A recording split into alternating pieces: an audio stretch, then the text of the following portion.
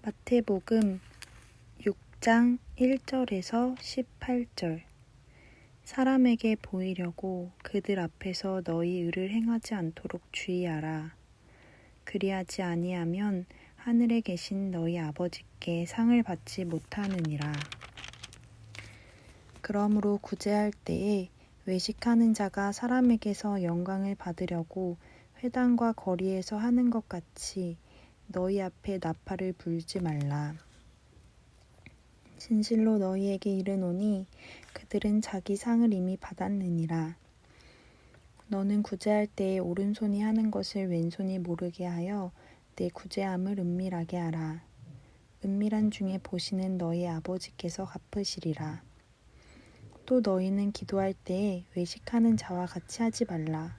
그들은 사람에게 보이려고 회당과 큰 거리 어귀에 서서 기도하기를 좋아하느니라. 내가 진실로 너희에게 이르노니 그들은 자기 상을 이미 받았느니라. 너는 기도할 때에 내 골방에 들어가 문을 닫고 은밀한 중에 계신 내 아버지께 기도하라.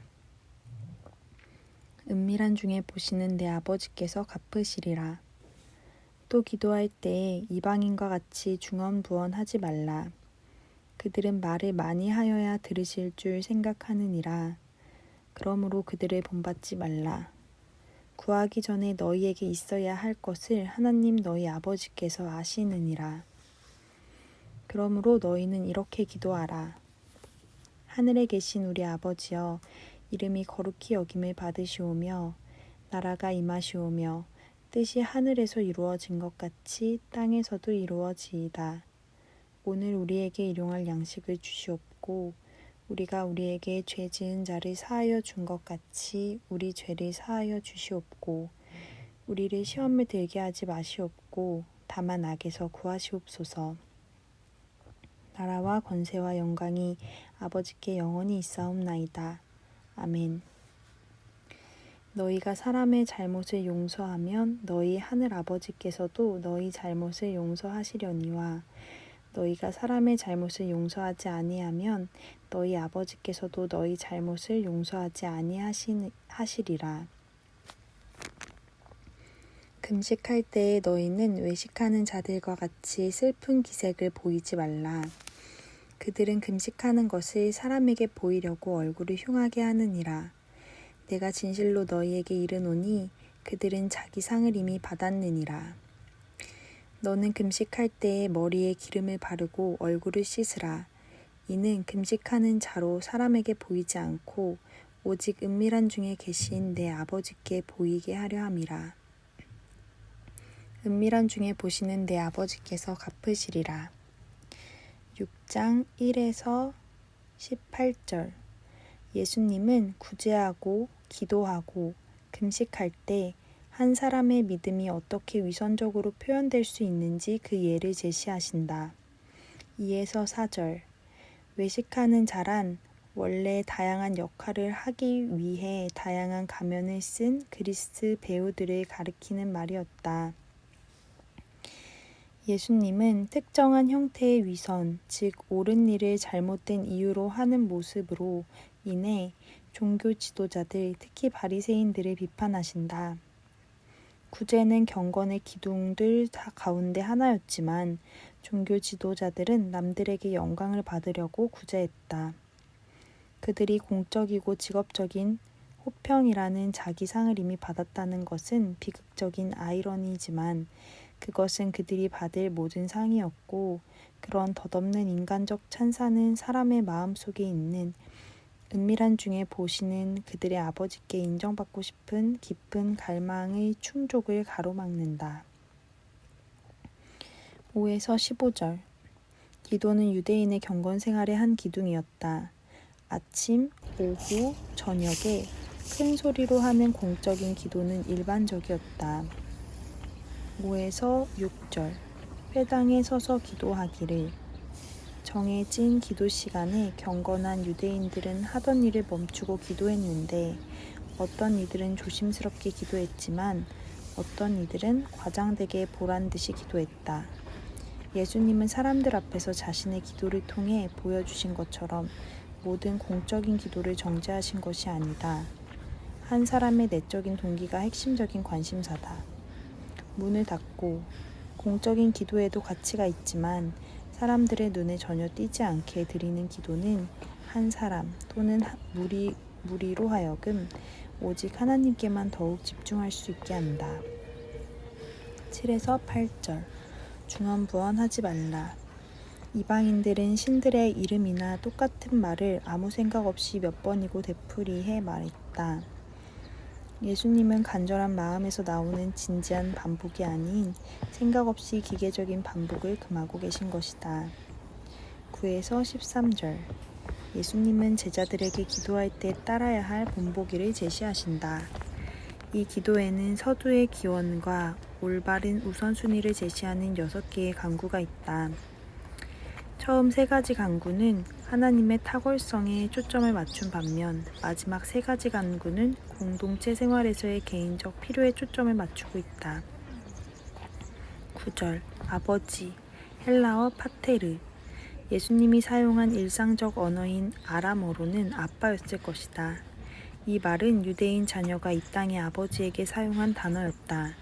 그러나 이 단어는 아람어에서나 헬라어에서나 성인이 자기 아버지를 부르는 데 사용했으므로 아람어 아빠가 실제로 아빠를 뜻한다는 주장은 잘못되었으며 불경의 위험이 있다.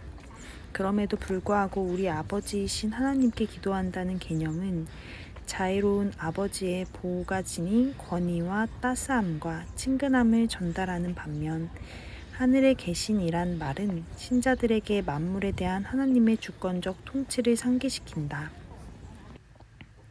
하늘에 계신 아버지라는 주제는 구약 전체에 걸쳐 발견된다.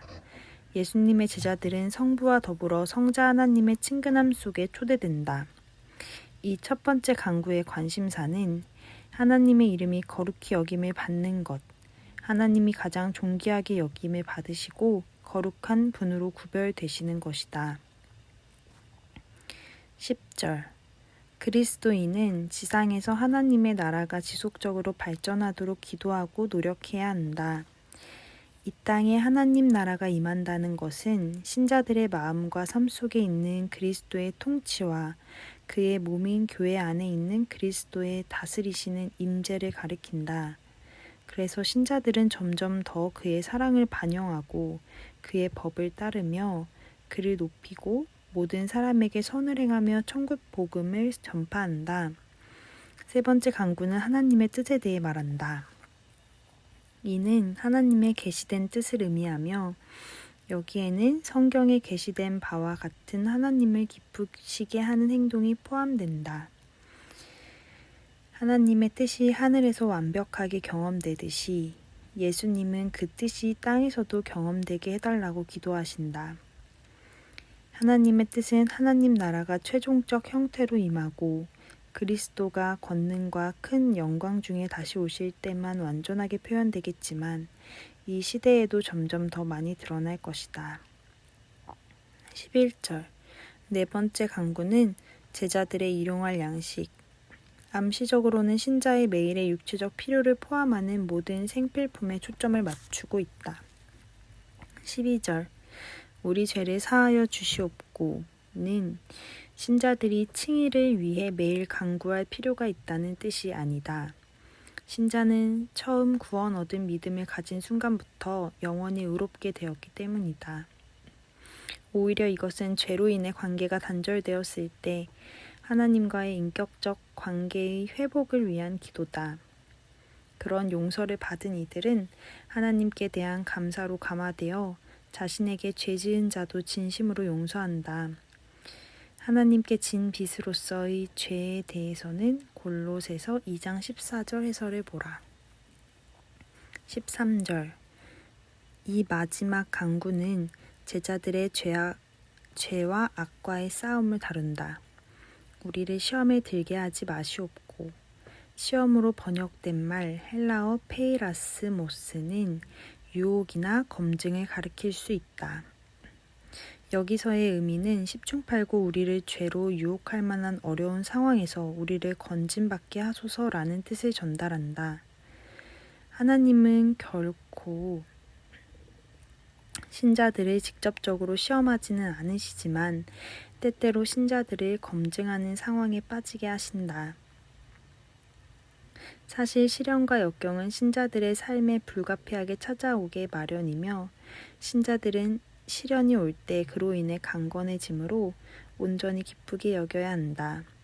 그럼에도 불구하고 신자는 결코 그런 상황에 빠지도록 기도해선 안 되며 오히려 그런 상황에서 건진받도록 기도해야 한다. 역경과 유혹은 순종을 더 어렵게 만들며 때때로 죄로 귀결될 것이기 때문이다. 신자는 유혹에서 건진받고 의의 길로 인도받도록 기도해야 한다. 악에서 구하시옵소서. 악으로 번역된 표현 헬라어 투 포네루는 악 또는 악한 자, 즉 사탄을 의미할 수 있다. 죄와 유혹에서 가장 잘 보호받는 길은 하나님께로 돌아서고 하나님의 지시에 의존하는 것이다. 나라와 권세와 영광이 아버지께 영원히 있사옵나이다. 아멘은 명백히 후대의 서기관이 덧붙인 것이다. 가장 믿을만하고 오래된 헬라어 사본들에는 모두 이 말이 빠져있기 때문이다. 이 말이 대다수의 현대어 역본에서 생략된 것도 바로 그 때문이다. 그러나 이 표현에 신학적으로 틀린 내용은 없으며 공적인 기도에 이 말을 포함시키는 것도 부적절한 것은 아니다. 14에서 15절 사람의 잘못을 용서하면 예수님은 타인을 용서하는 일의 중요성을 다시 강조하시면서 하나님께 용서받는 것은 예수님의 제자들이 필수적으로 타인에게 베풀어야 할 용서 사이에 직접적인 관계가 있음을 암시하신다. 너희 잘못을 용서하시려니와 이는 12절에서와 같이 최초의 칭의가 아닌 하나님과의 인격적 관계의 회복을 가리킨다. 16에서 18절 비록 율법은 1년에 한 차례, 즉 속죄일에만 금식을 요구하지만 구약 시대에는 다양한 종류의 금식이 일반적으로 행해졌다. 사람들은 음식을 멀리하는 것은 물론 기도하고 애곡하고 베옷을 입음으로써 자신을 낮춰야 했다. 구제 및 기도에서와 마찬가지로 금식도 그리스도인과 하나님 사이의 마음의 문제가 되어야 한다. 금식할 때 예수님은 제자들이 금식할 것을 당연하게 여기신다. 얼굴을 흉하게 한다는 것은 금식의 육체적 어려움을 떠벌릴 의도로 얼굴을 씻지 않고 재가 묻어있는 상태로 내버려 두는 것을 나타낸다.